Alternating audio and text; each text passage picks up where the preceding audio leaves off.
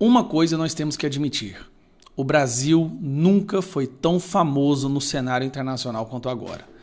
Nunca houve tantas manchetes, artigos, relatórios, documentários, falas de líderes internacionais se referindo ao Brasil.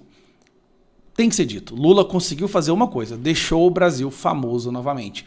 O único problema é que não é por coisas boas, pelo contrário, é por coisas terríveis. Falas defendendo terroristas, fala defendendo o invasor da Ucrânia, né, a Rússia, falas defendendo narcoditadores da América Latina, vergonha tendo seu microfone cortado durante o evento da ONU, e agora um artigo gigantesco num dos jornais de maior circulação nos Estados Unidos. Não é qualquer jornal.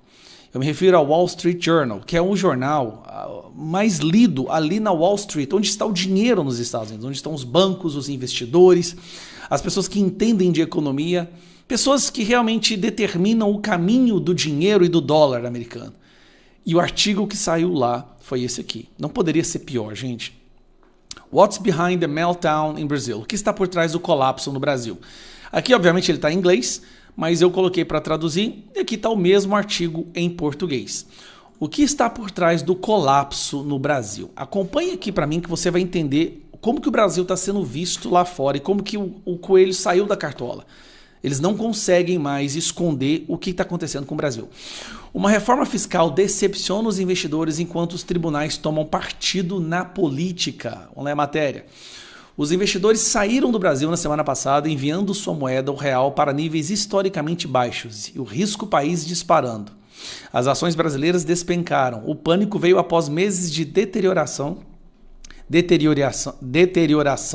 das perspectivas para o fisco brasileiro. A Reuters relatou na quarta-feira ontem que o índice MSCI Brasil, denominando em dólar, havia caído mais de 30% desde o início do ano. Ó a venezuelização aí. Ó. O gatilho para a rodada mais recente de vendas na nona maior economia do mundo foi um pacote de impostos e gastos diluído que ficou muito aquém do que é necessário para fechar um buraco enorme no orçamento. Com um déficit nominal de 9,5% do produto interno bruto, mais que o dobro do que era quando o presidente Luiz Inácio Lula da Silva assumiu o cargo há 2 anos, e nenhum plano confiável para redimensioná-lo. O Brasil enfrenta uma profunda crise fiscal. Não é a única coisa com que os investidores brasileiros devem se preocupar. A má gestão das contas do governo e da economia em uma democracia normalmente sugere que o partido no poder está prestes a levar uma surra na próxima eleição. Veja Joe Biden. Mas isso pressupõe instituições confiáveis e o Estado de Direito. Ambos estão em frangalhos no Brasil. Olha que afirmação que saiu no Wall Street Journal. Instituições confiáveis e Estado de Direito. Ambos estão em frangalhos no Brasil. Cuidado, vai ser colocado no inquérito da fake news. O Banco Central aumentou a taxa de empréstimo overnight em 100 pontos base para 12,25 em 11 de dezembro e vendeu dólares alguns dias depois em um esforço para sustentar o real. Abre aspas. O Banco Central torrou 30 bilhões de dólares para tentar segurar o dólar.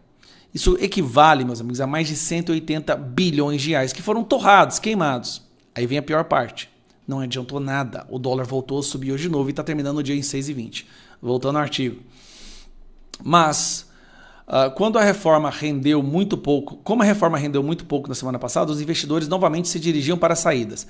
Na quarta-feira, a moeda brasileira caiu mais 20% em relação ao dólar para 2024. Ela se fortaleceu na sexta-feira, depois que o Banco Central gastou bilhões de dólares a mais tentando sustentá-la, mas a previsão continua negativa, com mais aumentos nas taxas de juros esperados em 2025. A economia cresceu 3% esse ano, o que não é suficiente em uma economia em desenvolvimento para tirar as pessoas da pobreza. Pior, esse crescimento estava vinculado a estímulos fiscais insustentáveis. É o governo gastando o nosso dinheiro para fabricar um falso PIB. Na quinta-feira, o Goldman Sachs disse que as autoridades estão rapidamente perdendo graus de liberdade para administrar a macroeconomia e os temores de uma armadilha de domínio fiscal estão aumentando. O que quer dizer que o Brasil corre risco de se tornar um país onde o Banco Central é pressionado a definir políticas em resposta à generosidade do governo, em vez de visar o dinheiro sólido. Ou seja, isso aqui é a fórmula do colapso econômico, tá? Populismo. A próxima eleição presidencial é em outubro de 26, então Lula tem tempo para endireitar o navio. Mas não está claro que uma real estável e contenção de gastos sejam as principais preocupações dele.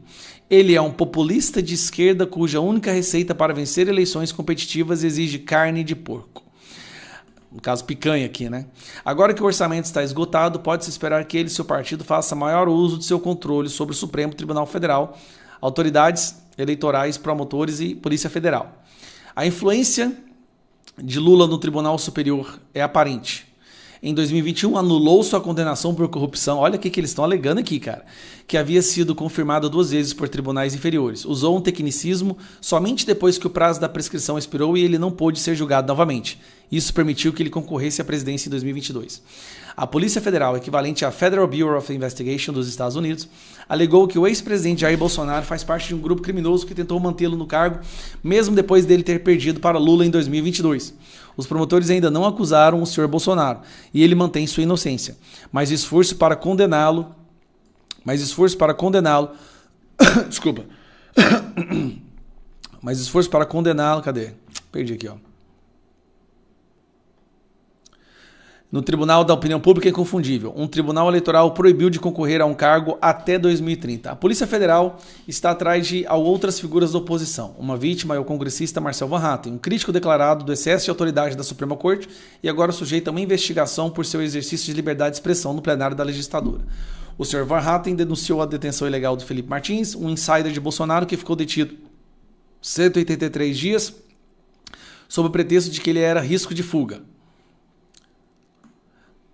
Se Tom Homan, o czar da fronteira do Donald Trump, quiser limpar a burocracia da imigração dos Estados Unidos, ele poderia começar com uma investigação sobre quem falsificou um documento de entrada em Orlando, Flórida, que o Brasil usou para alegar que o Sr. Martins havia deixado o país ilegalmente em 2022. Resumindo, nós estamos vendo aí a real situação da ditadura brasileira sendo divulgada pelos maiores veículos de comunicação do mundo, um de grande prestígio, um jornal lido na Wall Street, por isso o nome Wall Street Journal, que é um dos mais lidos ali dos investidores dos Estados Unidos. Estamos falando dos chefes dos grupos de investimento que são ali correspondentes a trilhões de dólares. E eles estão falando, eles estão lendo que fujam do Brasil, o Brasil não é mais uma democracia, as instituições não são confiáveis, Lula, um criminoso, usou as instituições para tornar a oposição inelegível e prender a oposição, alegando que liberdade de expressão é como jogar uma pessoa de uma ponte. Sim, um ministro do STF disse isso. Resumindo, o Coelho saiu da cartola. Aquele trabalho que a gente iniciou para divulgar para o mundo o que estava realmente acontecendo no Brasil teve êxito. Eles sabem agora e consequências severas com certeza serão executadas, porque o mundo não quer mais uma ditadura. Essa é a verdade. O mundo não aguenta, a América Latina não aguenta uma ditadura. E um país do tamanho do Brasil já é uma. E eles estão percebendo isso. Então vai ficar muito difícil agora para ministros do STF viajarem pelo mundo defendendo a democracia, sendo que eles são vistos pelo mundo como os instauradores da ditadura no Brasil.